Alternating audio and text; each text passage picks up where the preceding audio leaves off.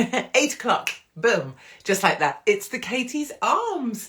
On a Friday at the right time. Who knew such a thing was possible? Welcome. Hello, everybody joining. Bless you all. So 8 o'clock on a Friday, we finally managed to get it to happen at the time it's supposed to happen, with me being endlessly on the road. Welcome to the Katie's Arms. For those who are new here, it's an online pub. We've been going, the pub's been open for about 3 years, maybe 4, is it now? I don't know. Hello, my loves. People saying that there's no sound. I don't know. Can you hear me now? Is there sound now? It probably takes a while to come through. Hello, my loves. Someone's saying I would. Would you please? I never offered. Well, I have offered a lot of people in the past, but that's another thing. Anyway, this is, you're not wearing any pants. Okay, good to know. I loved seeing you in Swindon. Thank you. We'll talk about Swindon in a minute as well. So I meant to put my little poppy pin on as well to go with my red top. So forgive me for not having my poppy on.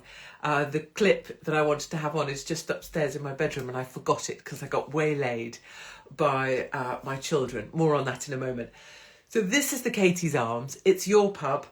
It's a place like the old pubs in a time before, where we used to get together and you could just kind of pull up a seat and it didn't really matter who was who, and people used to smoke in corners or do bad things in alleyways or drink too much, and someone would look after them, and people could gob their mouths off about things they probably shouldn't, and they could say what they wanted, and mostly everybody just wanted everyone to be all right. So if you'd had a shit week, you could just go to the pub and feel a bit better. That's what the Katie's Arms is supposed to be all about. I've had a red tonight and now I'm on the vodka.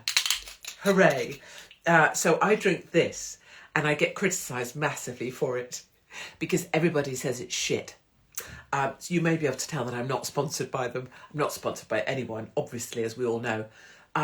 So everyone says it's shit, but it turns out I'm really cheap. So I'm a cheap date. I eat everything. And I really like this. So I say balls to people that say it's cheap. And for people that sort of like go, oh, but why don't you drink a proper wine? I get it, because like lovely Mark says that. But I'm really cheap to keep and I couldn't give a single shiny shit. Good old barefoot special. Come on. Cheapest. Oh, I think my S is starting to peel off. Hold on, give it a push. So the other thing we should make clear as regulars, welcome to all our regulars, welcome to the locals, the crusty old ones with their own seats, with your names on it. That's what we need now, isn't it? We need seat names at the bar. It's places where people's dog died under the bar or someone's ferret passed away. If you're new here, people will say, there you are. Give a shout out to my mate who's going on a first date tonight. Ooh. Is it, tell me, is your mate male or female? Are they going out with a man or a woman? Is it a woman going out with a guy? It sounds like that, the way you wrote that makes me feel like it's a guy mate going out on a first date with a woman. If so, we want the detail on here, right? I'm still not wearing pants. Okay, good to know. Evening, everybody. This is what I love. Dish some goss then. I will. I'm just saying hello. Wait a moment. And also here in the comments, say that you don't listen to me or don't want to listen to me or think I'm a twat. If you look, there's lots of people like you. Like they probably don't. Look, Canada's here. America is here. Loads of people are here. Oh, here we go. God, have you been drinking too much? Right. So that was the next thing I should say. The locals and the regulars here know. But I'll say this, and I'll probably keep saying it till I'm blue in the face, won't I? This is my first drink today here. So when people join the Katie's Arms, they've not been before, the immediate thing we get is, I've had some surgery and have come here to be cheered up. Well done you for getting through it. You're on the up and up.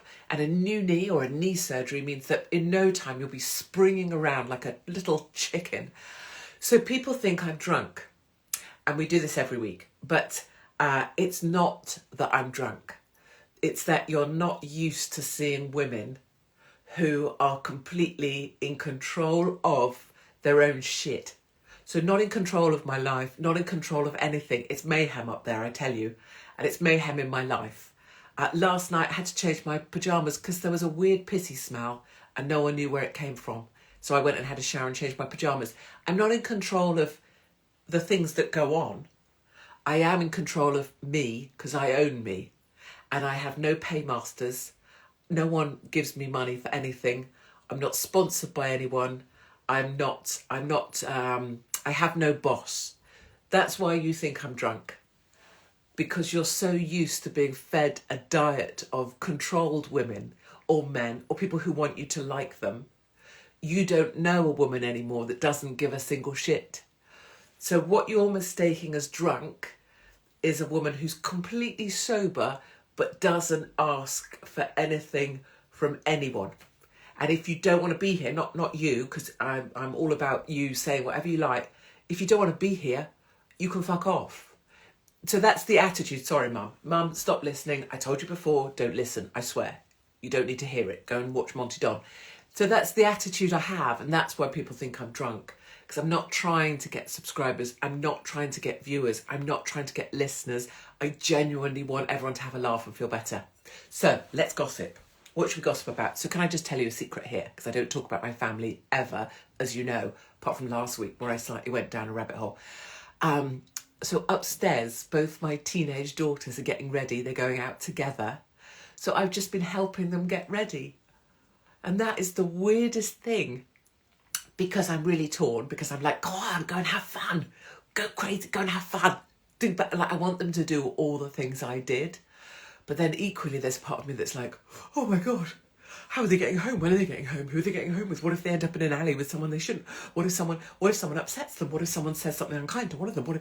And so there's all of this like, oh, how do I lioness this? Like, no one shall upset my daughters, which I know is completely unreasonable, and being upset is part of life.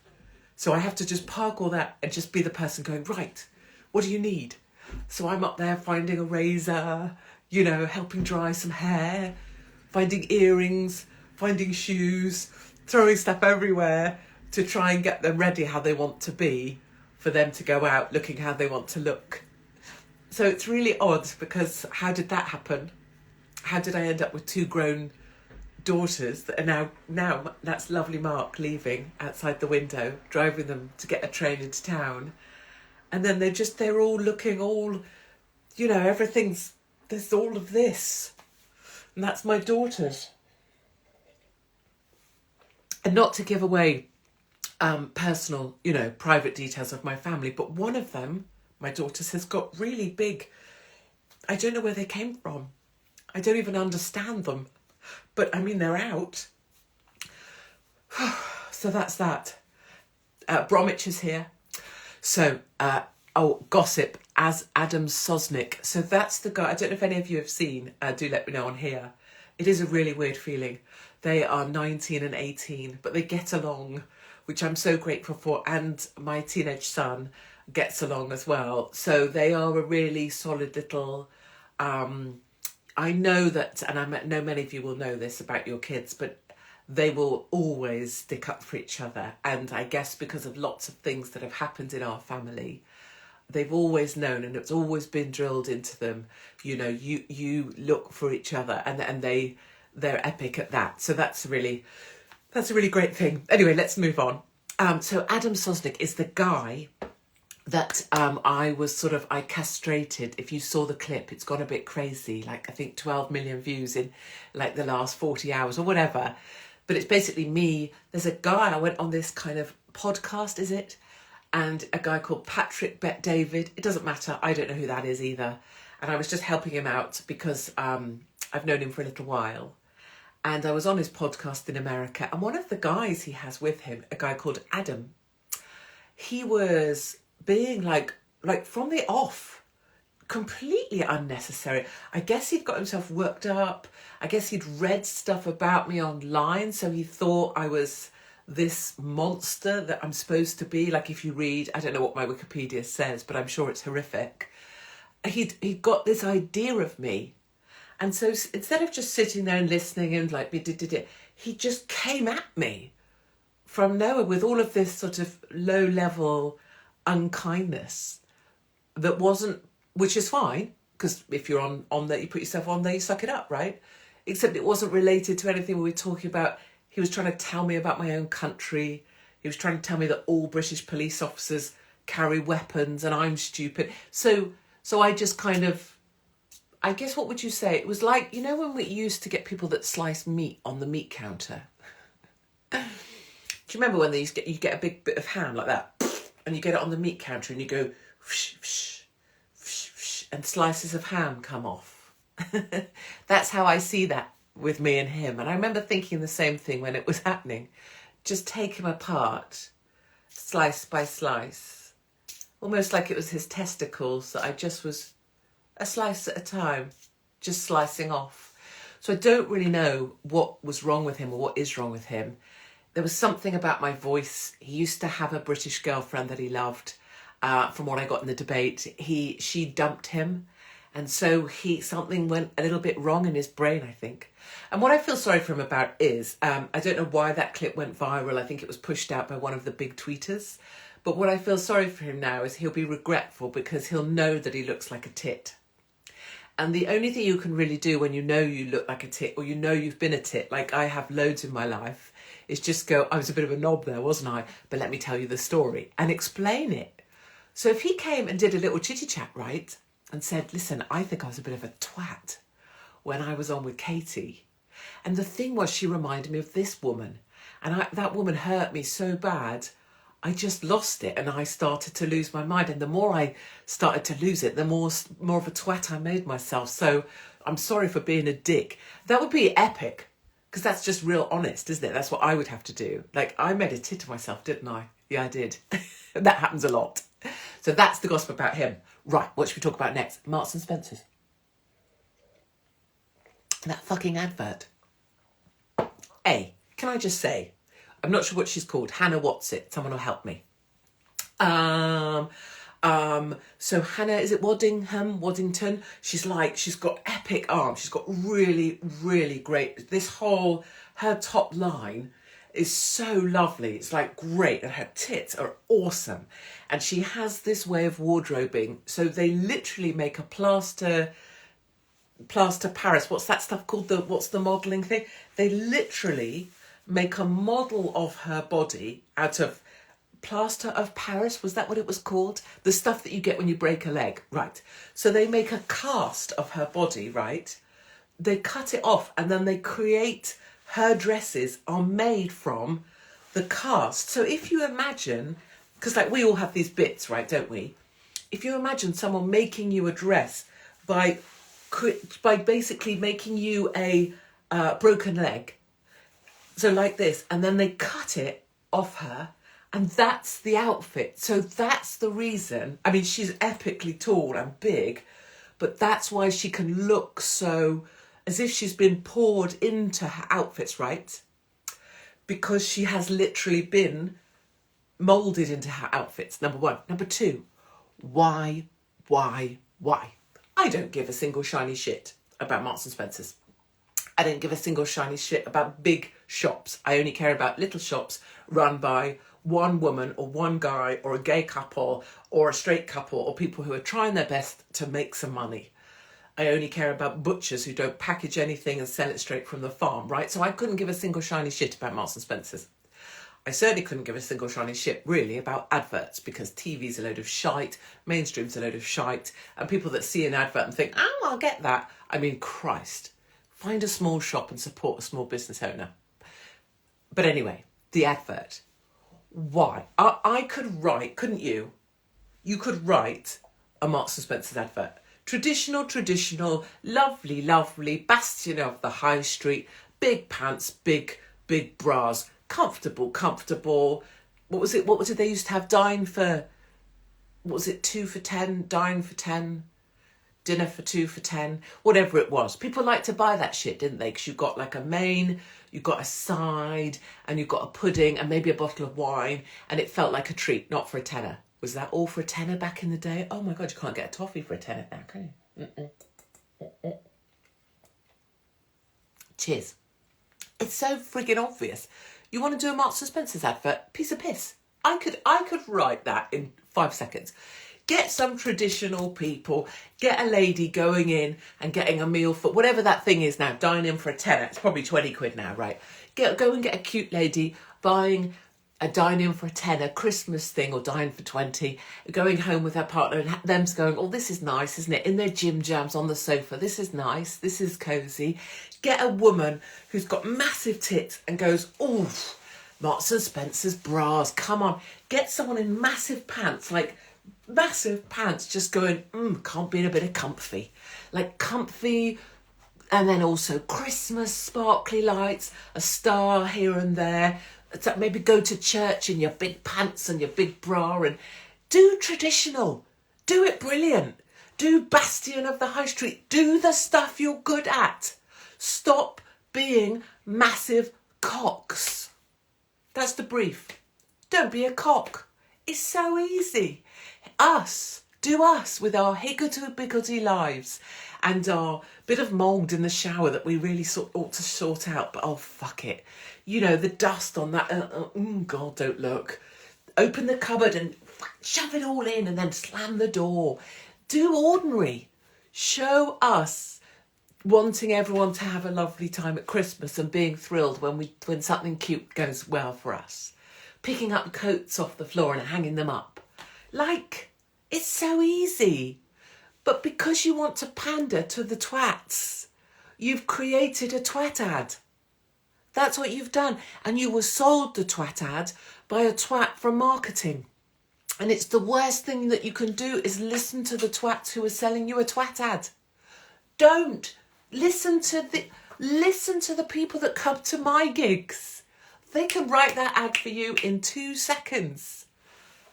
It's so frustrating, isn't it? We know what we want. We just want someone who we can like, oh yeah, they're like me, I get it. You know, I disagree with them on this, I don't agree on that, but they're like me, it's all right. We can get along, be fine. You know, do that. So, twat ad, Marks and Spencer's. Okay. What else did we want to address? Would we like to go into the slight situation? I'll just say my piece. This is why I don't watch TV, yeah. The advert has been pulled. No, it hasn't. Has it? Has it? Wait, has it? Can someone find out, has it been pulled, or was it just the advert where they appeared to be burning the Palestinian flag? Don't you love that? I love it. When you try and placate the cocks, they will find offence somewhere else. Which is why I tell people, never apologise, never explain, because if you apologise, they'll say, we want an apology. Katie Hopkins said this, we want an apology. You apologise and it'll be, she only apologised because we asked her an apology, or the apology came too late, or the apology wasn't sincere enough. They will always find the next offence thing, right? So same with this ad. They made it really woke. It's a twat ad. But of course, if you start playing to the twats will always find offence. It's their job. It's their full-time job. So what do they find? Red, white or silver and green thrown in the fire. Wait, Hannah Waddington, her, she, her, whatever, him, threw the flag in the fire. That is anti-Palestinian. That is an Islamophobic ad. That is anti-Muslim. Oh my God. Boycott Marks and Spencer's. Doesn't matter that it was made in August. Doesn't matter that it was pandering specifically to the Muslim massive. Oh no, now we're offended. Fuck them. Armistice Day, November the 11th and 12th. I'll just say this. When am I coming to your house? I don't know. Oh, I've got a funny thing to tell you. Hold on, I've got to write it down because you know what I'm like with my memory. I like to blame it on my brain surgery. I actually think I'm just a really lazy cow and can't be bothered to remember things. You know when people tell you their name, tell you their name, not your name. It's a dark day. Although that's happened to me. Oh my God. So, I'm getting distracted. But, so one of the things, this is going to set me off, so this might not be a good idea. So one of the things, I've not talked about, and maybe we should one of these times too, for other people who have epilepsy and seizures. So after a really, really, really big seizure, you know, maybe dislocating your, I don't know if you can see them on here. So I had my arms sewn back on now. Both of them work again. But so I used to dislocate my own arms with my seizures. And after a seizure, if you know, or you maybe have an epileptic child or something, after a very big seizure, you're not there anymore because you've basically damaged your brain and shaken it so much that so the person with you, if there's someone with you, doesn't really know if you're going to come back or not. Your eyes are open, but you're not there. And then eventually what I would consider your heart or your soul comes back into your body, and it populates your eyes and your face again, and you come back. But the thing about coming back from a seizure is that you don't know anything. So you can come back from a seizure. This might be helpful actually if you're caring for someone who has epilepsy. So let's say you're lying on the floor because you've got, and so often, you know, you've bitten, you can bite your tongue off or your arms are dislocated. And you come back behind your eyes, and let's just say there's an ambulance crew looking over you. And this can be 10, 20 minutes, 30 minutes later. And they can ask, so ambulance crews are trained, obviously, to ask you, so what's your name? What's your name? And the weird thing is, as you come back behind your eyes, you see these faces and you think, okay, there's people. That's the first thing you think. And you can hear them talking to you, and they're asking, you can see their faces asking you things because they do the face. It's like, so what's your, and you can hear the question, what's your name? And I tell you, and it still really affects me, this is going to happen every week if I start doing this, isn't it? Is that you don't know, oh,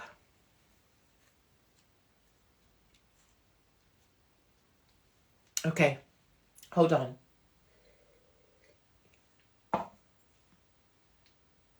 Is that you don't know the answer. They say, what's your name? And you don't know the answer. And that's really quite a strange thing. Sorry, that really got me. I don't know why. I don't know how I've let myself go to that because we were trying to talk about other things. But so I would just say to anybody, if you have maybe a child with epilepsy, I so feel you. Or you may be caring for someone else. Always know, but maybe if someone's on the floor ever and you're helping them, they might not know the answer to what their own name is. And if you're going to go for the next thing is, can you tell me what year it is? You haven't got a fucking prayer. And I do remember saying that to an ambulance guy once. You know, I'm so grateful to all of them, and many of them will know me because it was a lot of visits over the years with my arms out and things. But they would say, what's your name? And I would think, fuck, what's my name? I don't know the answer. And I would get upset because you feel so stupid. You want to go, I've got this many A-levels. I've got a degree. I know I'm intelligent. But I don't know my own name. And then they would say, what year is it? And I remember one time going, you haven't got a fucking hope, mate. Because there's always the funny, isn't there? Like, it's the most obvious thing what year it is, but if you're epileptic or maybe you've had some other things or maybe a tumour, you'll know that you don't know the answer. And the worst thing is you want to tell those people, I'm not stupid. Okay, I'm sorry about that. We just went down a thing. Like I say, you get what you get when you join the Katie's Arms, and it's a place where I can say things I've never, ever, ever said before. And when people say that by saying things out loud, it is at another level, it's very true. This is why I think this place is sort of therapy for me as well, isn't it? Someone was asking about, when can I come to your house? Okay, funny story. So someone lovely and dear to us had a birthday party, and she wanted me to go there to the birthday party because all her friends kind of were, well, I mean, some of them probably hate my guts, but that's fine. But lots of her friends, you know, thought it'd be fun. And so I went and did a little bit of stand-up at her birthday party. But I did like my favourite thing, the first hour was just mingling with all her friends, just like another friend in the room. But we did selfies and we had a laugh. And and then I did some stand-up, and then we did more, and I basically joined the party. And then we wanted to make that available for more people. So lovely Mark did this thing online on the Katie's Arms, there's a website, book Katie. And what he meant was, for other people that might want me at their birthday or their, I don't know, what event, whatever, would make people feel better. And so he did book Katie, and it was all very sensible. So he sent it to me to check the wording or see if I wanted to add anything, right? I'd just have a little drink just to recover myself. Maybe I should drink some more. Anyway, and so I changed it. I changed it to Rent My Wife. So now, on the Katie's Arms, there's a thing. I believe, I haven't looked at it yet. Oh, I can't look at my phone because it's here. It's like when I'm looking for my glasses and they're on my face. Or I'm looking for my phone and it's right here, right? So now there's a thing on Katie's Arms called Rent My Wife. And I said to lovely Mark, I was like, but just so we know, like, if a guy, like, tries to actually rent me and take me for dinner, in the manner of an escort, that's not a thing. I'm not doing that. And he was like, well, maybe if they were going to take you somewhere interesting. I was like, no! Jesus Christ, lovely Mark, he's all about the bottom line, I tell you. Okay, sorry, what did we want to talk about before I had a bit of a sad one? So do look at it if you want to. Lovely Mark then changed it to Rent My Wife. So now I'm up for rent on my own website. I never thought that would happen. Yes, pimping. I've been out. Wouldn't that be so fun? He'd take you to McDonald's. Wouldn't that be the cutest thing though if it was one of our good people? Or, one of our vets or something, and we went to McDonald's together. This is it. If TV was what TV should be, that would be it, wouldn't it? It'd be date nights with Katie, and we'd just go out and do fun shit together and have a laugh at me. Okay, can we rent Mark? Right, thank you. That is precisely what I said to him as well. Do you know what happened at Swindon? Well, many things happened at Swindon. Hilarious. Lovely Mark. So next event, if you're coming with me to Babacombe tomorrow, you have got to ask Mark for a selfie. At Swindon, he did like 4 or 5 selfies, and he's shy and he's quiet, and he told me quietly at the hotel, he went, do you know what happened tonight? Bear in mind, I did a full show, 700 people, protesters outside, half of Swindon's police force on duty. Lovely Mark was like, I had to do a selfie. And I was like, are you kidding me? And he's like, no. He said, I had to do 4 with ladies. So listen, if you're coming to Babacombe tomorrow night, it's sold out ages ago, but you have got to ask Mark for a lovely selfie. And then when you're doing the selfie, like, do something a bit embarrassing. Ask if you can touch his Donkey Kong. Oh, okay. Yes, Remembrance Sunday. Forgive me for not having my poppy on. Here's my view, unfiltered. There is no way on God's green earth that 1 million Muslims should be allowed to march in the capital city of Great Britain on Remembrance Sunday. I don't care if people have a right to protest. I don't care if you're deeply affected by photos of this bombing or that bombing. I'm deeply affected by what happened, the slaughter of October 7th. I don't care what religion you are or you aren't. You do not get to protest, march or walk in the capital city of Great Britain on Remembrance Sunday unless you are there to pay respects. Respects to the people who love this country, respect to the people who fought for this country, and respect to the people who understand that this is a Christian country and great British people will pay respect to those who went before them and sacrificed all so that they might have the opportunity for freedom in their lives. I don't care where you think you're coming in from on buses, and I don't care what you think about your religion. This is not a day for your religion or mine or anyone else's. This is a day for the men and women and children who were caught up in an almighty war, gave their all in another war to defend this great country and made it what it was.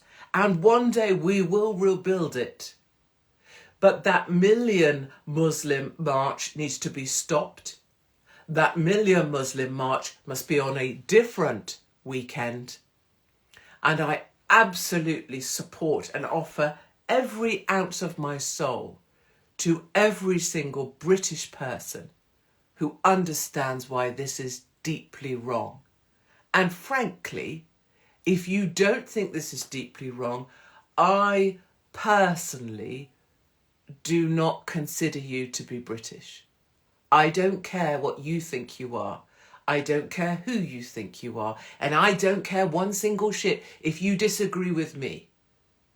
Great British people from wherever you have come from, our beautiful Indian diaspora. Whoever you are, your colour, your religion, your creed, I don't care. Being British is not about that. Being British is respecting the lives and the loss of those who went before us. And it is an overwhelming tragedy that we have reached such a place as this, where this abhorrence will happen on a weekend that should be all about paying respects to what it means to be British. And that's what I've been fighting for 15 years or so. It's why I had to be eviscerated from the face of the planet. It's why I signed up and passed through the academy and promised to fight for my country for 35 years till I was too epileptic for the army. And it's what Tommy was about as well. And to any of the smaller men sat behind TV screens agitating, I say to you, stop. Stop agitating on Twitter. Stop gobbing off on GB News. Stop telling people why everybody has a right to peaceful protest and go and stand in front of the cenotaph. Stop gobbing off. But you stand with ordinary British people who are sick of what's happened to this brilliant country. They're sick of feeling like second-class citizens in their own home and who are sick of feeling pushed out. And I'm here to remind everyone just before I go, it's been kind of an emotional Katie's Arms, but I'm here to remind you that although you can't always see us or feel us, this is what I tell everybody at my shows, and the reason actually for my shows and the reason for my stand-up is that it's so important to me to bring you all together, to find and make and fight for rooms where we can be together. And I will continue to take the swords and the arrows for that, so that you can walk into spaces like Swindon and be amazed at how many you are. So know that whatever disgusting march happens on our Remembrance weekend, please know any of my events you'll be reminded, and here at the Katie's Arms also, know from me firsthand that we are many. You are not alone. We are many and we are stronger together. And as long as you've got me, my darlings, this fight is still on, and we'll bring you more exciting news about plans that are afoot for 2024 involving some of the real warriors from our side. But I'm not allowed to say a single word more about that right now. But know there is hope, and know that there are plans afoot. Okay, it's been a lot, hasn't it, my loves? Shall we have a cheers to that? Thank you for letting me offload some things that I've never said out loud before. So funny, I promise to go soon. Do go if you need to go. Like, I know you can. I just mean, don't feel like you have to stay when I promise to finish on time, and I never do.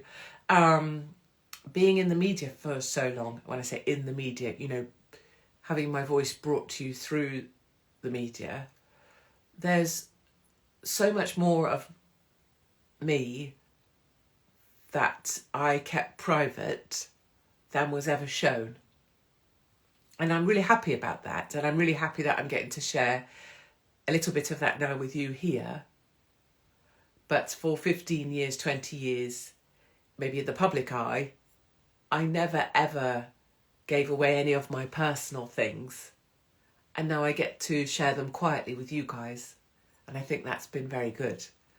And it's probably very helpful for me as well to start to share some of those things in the hope that some of my things that I've never shared are also helpful to other people who have, you know, similar things to me, because everybody has something and everybody has some difficulty and everybody has to freaking man up every day just to make it out the front door. And I so respect all of you. So this fight goes on. Do not be downhearted because ours truly is the side to be on. This is a glorious side. I will see you on the road in Babacombe tomorrow night, and we are going to have a show to end all shows, the final show of the Infectious Tour. And lovely Mark, apart from pimping me out like some cheap hooker with terribly long, I mean, I couldn't ever be an escort because seriously, this is not a good area. I mean, I think honestly, if I showed it to someone, they'd probably vomit or run away or just be afraid, just even of the draft. I mean, it's like a drooping garage door, a double garage that's come off its hinges. You know, it's not good. It's not good. But Silly Cow Tour is building and it's going to be bigger than ever. April through, well, it's extending all the time. April through June, July, who cares? I'm just going to be on the road with all of you. So do go to the website and have a look. But whatever, just have a great weekend. And remember, we are in this fight for freedom. Free to be whatever you want to be, and free to be just about as happy as you can be. And the really important thing this weekend, please remember this, is that you owe yourself the freedom as well to be free from worry. So anytime you find yourself worrying, maybe at 2 or 3 in the morning, or where you feel a pain, you're like, that's it, I've definitely got pancreatic cancer. Just remember, you owe yourself freedom from worry. And I will catch up with you very soon, somewhere, no doubt. But for now, from me, thank you very much for joining us here at the Katie's Arms. Cheers from me. Thank you for being part of this fine journey that we're all on. And I'll see you same time next week, or I'll see you on the road. Okay.